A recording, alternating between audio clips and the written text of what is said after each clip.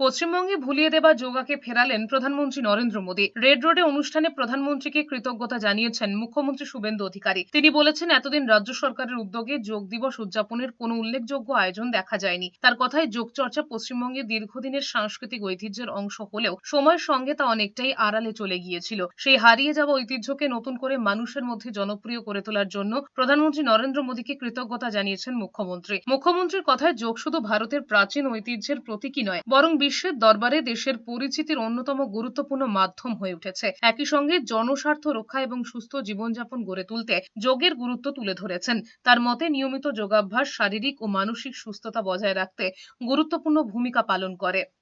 আমি শুধু প্রণাম আর কৃতজ্ঞতা জানাবো বাংলার গণদেবতা জনতা জনার্দনকে, আর ধন্যবাদ জানাবো মাননীয় প্রধানমন্ত্রীকে, যিনি পশ্চিম বাংলায় এই হারিয়ে যাওয়া ভুলিয়ে দেওয়া যোগকে 2026-এ আন্তর্জাতিক যোগ দিবস 12তমতে আমাদের মধ্যে ফিরিয়ে দিলেন। ধন্যবাদ প্রধানমন্ত্রী।